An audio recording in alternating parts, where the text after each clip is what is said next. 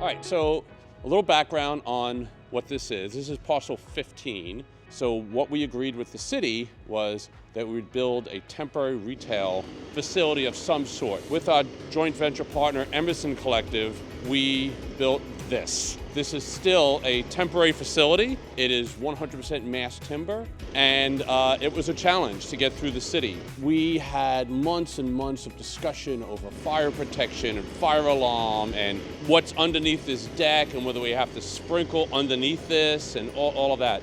On top of that, we did not want to disturb the soil. We wanted just to sit on the asphalt.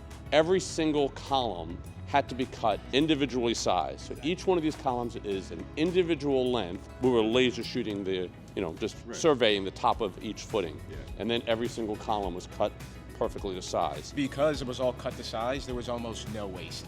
When the structure showed up, we can just put it almost like a Legos, and there was almost no waste on the job.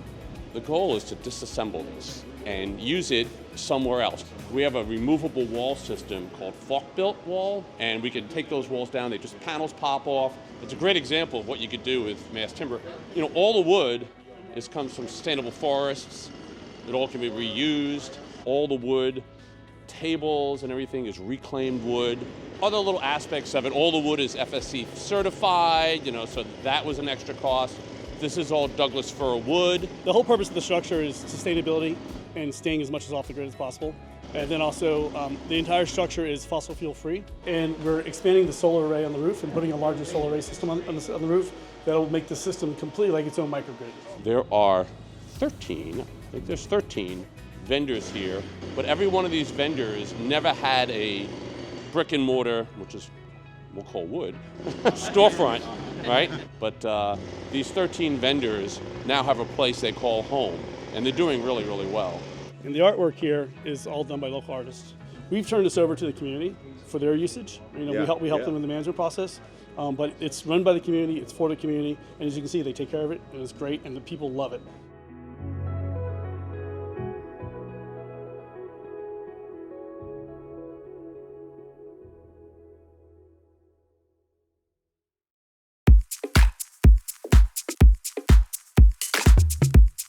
I'm Jeff, this is Justin. We're the controls contractor for S&D. We want to first touch base of how we went above and beyond on this project. So you got a lot of hydronic systems, you got air handler systems. You got chill water pumps here that are actually fed. We don't have our own plant here. It's actually fed from the university, all the utilities. So we get utilities, chill water from the campus. We're bringing it in here. They got a booster pump system here that we're taking from the campus system and distributing it out to this building here.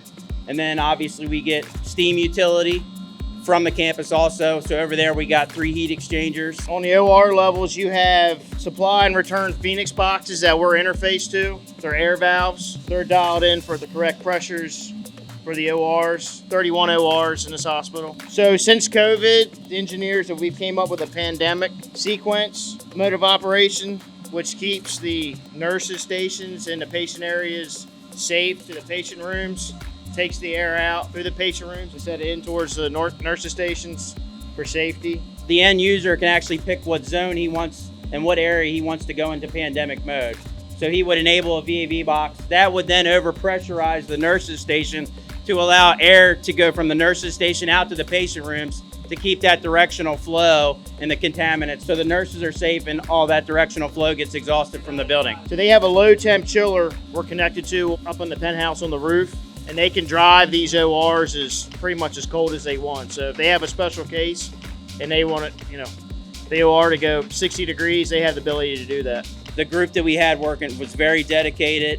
They woke up every morning to come in this job early. It's hard to get in through DC every day, but they came here every day.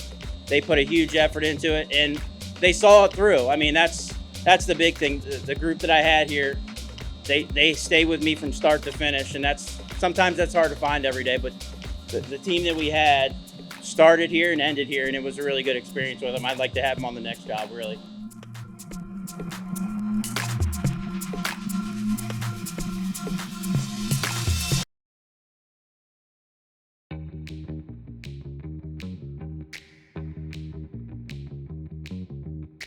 Well, here's a picture of the immediate aftermath of the earthquake.